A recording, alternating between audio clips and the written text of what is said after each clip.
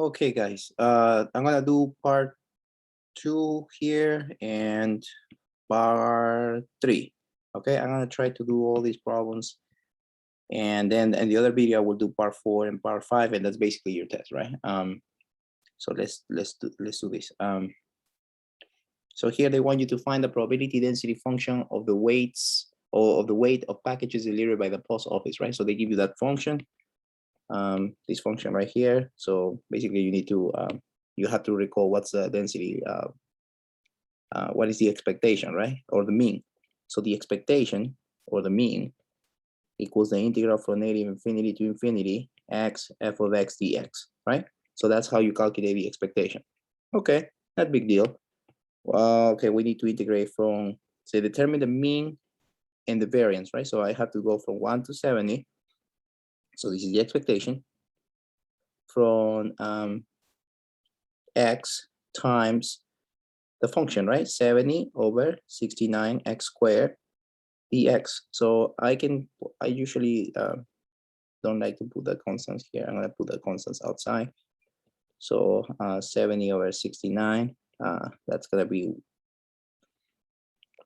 x over x squared, that's just 1 over x, right?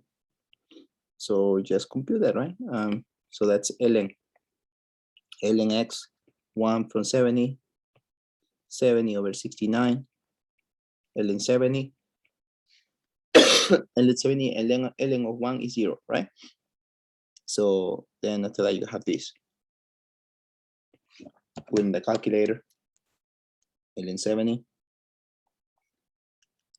times 70 over 69, and you get 4.31. So that's the expectation, 4.31. That's it. Now the variance is the integral from negative infinity to infinity, x squared f of x dx, right? Minus the expectation that you already calculated squared. So that's the definition of a variance, right?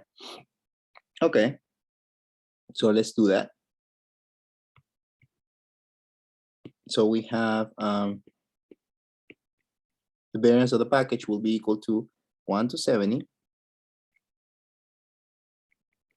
gonna pull the constants out, 70 over 69. And then I have the function, which is 1 over x squared times x squared, because the variance is defined as x squared times f of x. So I have x squared times f of x dx minus the expectation, which we get 4.39, I'm sorry, 4.31 squared. And now you calculate this, right? So this is just the integral of 1, right? And that's just x, right? So the integral is just x from 1 to 70. And this is from 70 and 69. So if you plug that in, you get 70 minus 1. And that's 69. So you're going to get 70 for the variance, right? So, and you need to subtract that from 4.31 to the second power, right? So 4.31 to the second power, you get 18 something, right? 18.5, 761, okay. So 70 minus that, you get 51 and change, right? 51.42 and something, okay? So that's how you do that problem. Okay, that's it. And the last part, they're asking you, if the shipping cost is $3 per pound, what is the average shipping cost, right? So you know that the average, it's just the mean, right? So you just need to calculate the expectation times the cost, right? So the average cost, right, is just $3 times the mean, which is 4.31. Multiply that and you get your answer, right? So you get $12.93, right? So that's the average cost. Very easy. Okay, that's it. You're done. So let's do the next problem. I hope you understand. If you don't understand, please send me an email, okay? But fast, because tomorrow is your test, right? So try to send it fast if you don't understand. Okay, So here they're asking you in part two, they asking question two, they're asking you let x denote the time in minutes round to the nearest half minute for a blood sample to be taken, right? The probability mass function of x, they give you this table. So find the probability that x is less than 2.25. So you know that this is a PMF, a probability mass function, right? So I need to find the probability that x is less than 2.25. So I can see I need to do till here, right? So the probability of x is less than 2.25 imply that this is a probability of x equals to 0 plus a probability of x equals to 0.5 plus a probability of x equals to 1 plus a probability of x equals to 1.5 and a plus a probability of x equals to 2, right? And you just need to replace those values, right? So 0.1, 0.2, 0.3, 0.2, 0.1, and that's my answer, right? So this is 0.3, 0.6, 0.8, 0.9. So the answer is 0.9 for part A, right? Very easy, very easy. Okay, part B. What is the probability between 0.15 and 1.5? So basically, from here, you will start, right? Because 0 doesn't count. So this is the probability of x 0.5 plus the probability of, this is b by the way, probability of x equals 1 plus the probability of x equals 1.5. Just for substitute the values and you're done, right? So 0.5 is 0.2, 0.3, 0.2, that's 0.7. That's it, you're done. Next, the expectation. What is the expectation? By definition, expectation is the summation I goes to 1 till n, x up I, fx up I, x up I, right? So that's definition, right? So the only thing I need to do is just basically multiply the probabilities. But if I do this by hand, I mean, you can do this with, like, basically you can say, well, this will be x up 1, fx up 1, plus x up 2, fx up 2, right? Plus blah, blah, blah, blah, blah, x up 5, I believe that's the last one. Actually, x up 6, fx up 6, right? But rather than doing that, especially on a test, you don't have too much time, you can do this thing. Let me show you. I think I did this before, but just in case you don't remember. Give me 1 second. Okay. Give me 1 second. Let me clear this up. So let me share this with you. Okay, so I need to plug the values here. Stats. I need to input my data, right? So I need to clear this up. Clear and clear. So now I need to input my data, right? So x is 0, 0, 0.5, 1, 1.5, 2, 2.5, and I need to put here 0.1. Actually, that's wrong. That's 0.1. Then 0.2. Then I need to put 0.3. Then I need to put 0.2 again. Then 0.1 again. And 0.1 again. So I need to calculate the expectation. So I go to stats and calculation, and I put enter here. So you see L1 is highlighted, right? So here I had to put L2, don't forget that. So I put second L2, and that's how I calculate the expectation, okay? If you don't put L2, they're gonna give you something wrong. So make sure that you put L2. So this is the expectation. So the expectation is 1.15. That's it. That's all you gotta do. Okay, let me go back to the slide. Okay, let me share this with you really fast.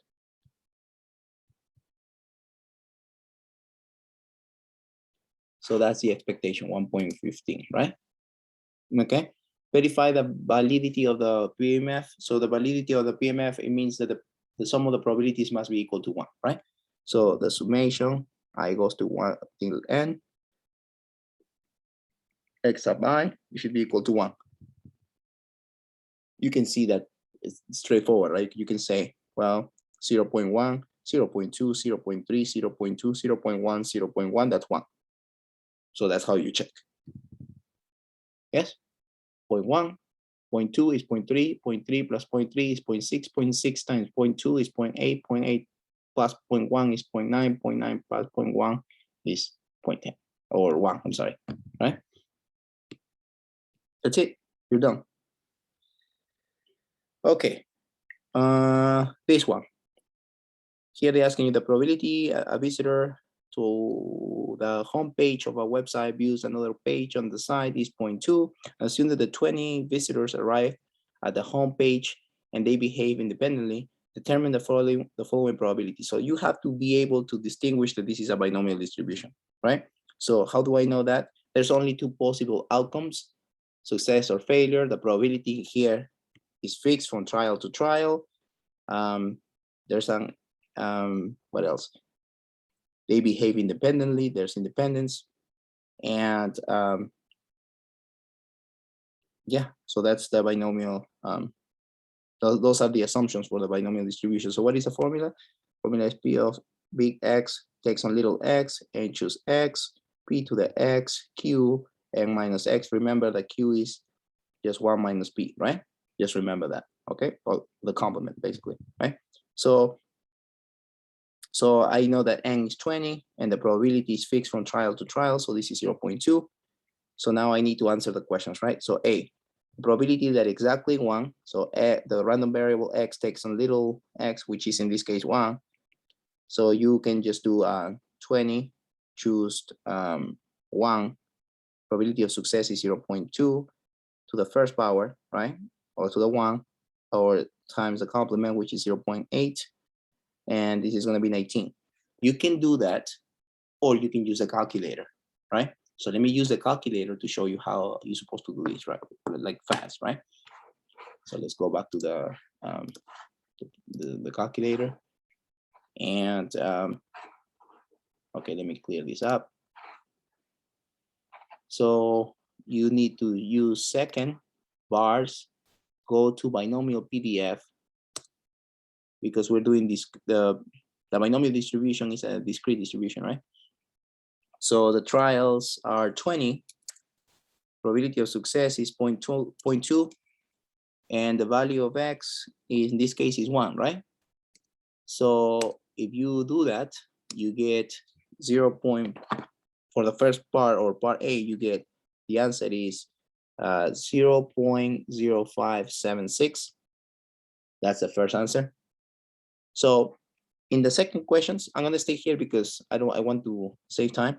The probability 2 or more visitors view another web page. So if you do that, so that means that the probability of 2 or more, right? So that's gonna be 2 or more. I will go back to the slide, and then after that, I show you how this is done. So if I want to find out the probability 2 or more, that means I can say that that's 1 minus the probability of X less than 2, which means that this is 1 minus, let me go back to the slide.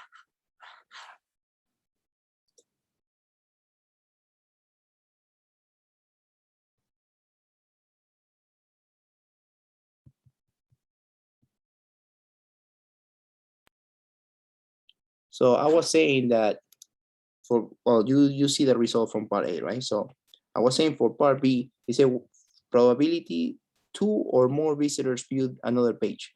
So 2 or more, so 2 or more, that includes 2. So this is the same as 1 minus the probability of X less than 2, right? So this is the same as 1 minus the probability of X takes on 0 plus the probability of X takes on 1, right? So the only thing we need to find out here is the probability of X equals 0, because you already found the probability of X equals 1 in the previous part, right? So that's 0.0576.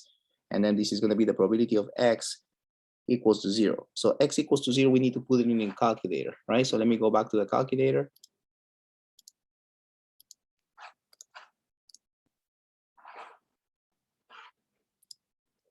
So you will do this. You clear this up, right? Actually, no. Just put, because you already calculated the probability of x equals 1, right? So you put second, enter. Now instead of 1, you put 0 here. And you get that number, right? So this is x equals to 0. So you put that in, plus, then you put this one, right? This is x equals to 1. And in the problem, remember we said 1 minus the sum of these two? So this is 1 minus the sum of these results. So you get, oh, what happened? Oh, I know what happened. So this is 1 minus the sum of these two, which is this thing right here. So you get 0.9308. Okay. So this, the probability of x equals to 0 was what is that? Okay, so that's that one. Okay, so it should be 0.05. 0.05. Let me clear this up a little bit. So set. So this is second. Bars. My number PDF. And it's 20, 0.2. Now this time is 0, right? Because that's the one I want to find out. So it was 0.0115. So now let's go back to the slide and find out what's the answer, right? So let me go back to the slide. What is that thing? Yeah. Okay. So if we do that, that's what we get so far, right? So you just added those numbers and calculate the probability, right? So 0.115 plus 0.0576, 1 minus that number. Yeah, you get 0.9309. So that's how you calculate the probability of that, right? So this is not too bad. It's very simple. So that was part B, right? This is part B. And now how you calculate part C? Very simple. You do the expectation, right? What is the expected number of visitors? The expectation of binomial distribution is MP. So what is the sample size here? 20. What is the probability? 0.2, right? So this is 4. That's it. Okay, so that's how you do that. Now part 3. Okay, so let's go back. This is from the probability sheet that I give you on the midterm 2, right? So I think I have that here. So let's start from scratch.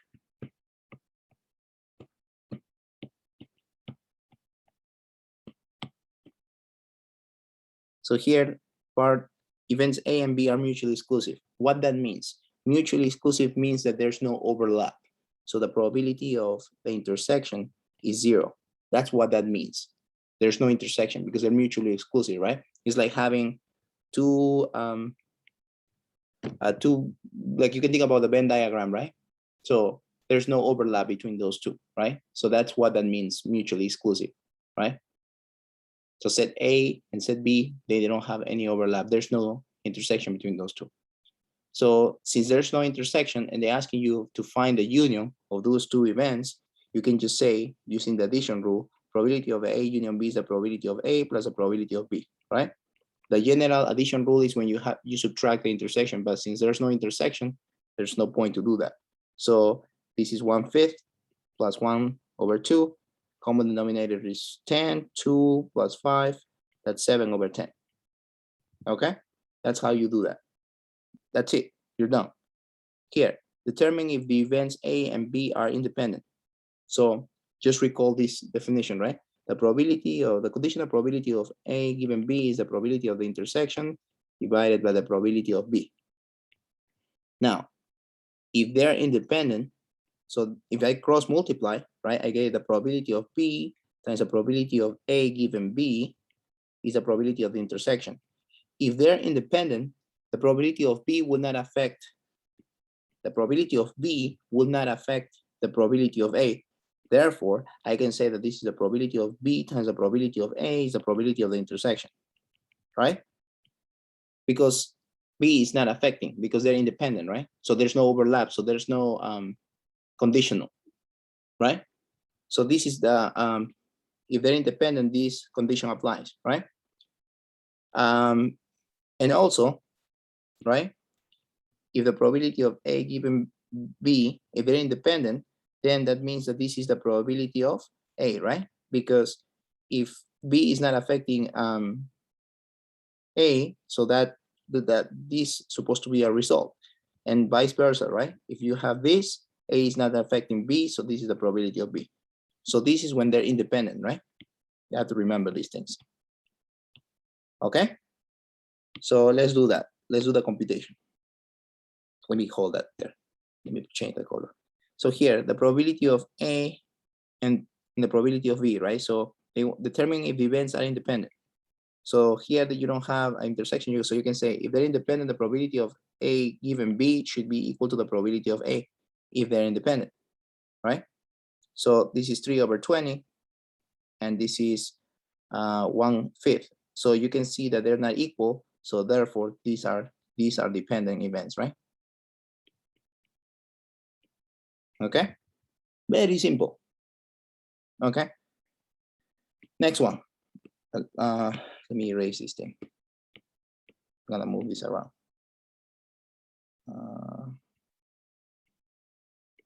Okay,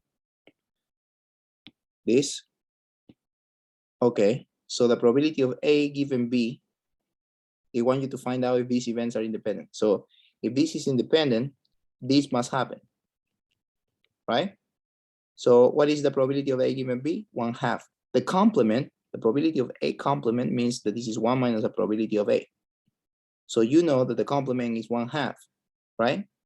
You can just switch places, right? So this is probability of A, and this is 1 minus the probability of the complement, right? Yes, so the probability of A equals 1 minus the probability of the complement, which is 1/2. So 1 minus 1/2 is just 1/2, right? So probability of A is 1/2. Therefore, this satisfies. Do you see that? That makes sense, right? Hopefully you understand these things, okay? Okay, next.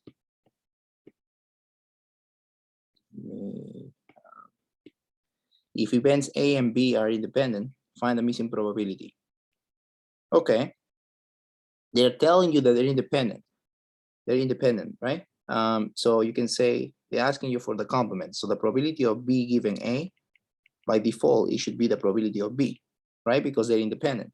So this is 7/20. Therefore, the probability of B is 7/20 as well. So what is the complement? Well, the complement is 13/20, right? Probability of B complement equals 1 minus the probability of B. You know that the probability of B is 7/20. So 20/20 minus 7/20 is 13/20. So you should be able to do that. And that's it. That's how you do that. So this part is done, okay? So I did part 2 and part 3, which is from this worksheet. So the only thing that we're missing is part 4 and part 5. In the next video, I will record part 4 and part 5. Okay, thank you.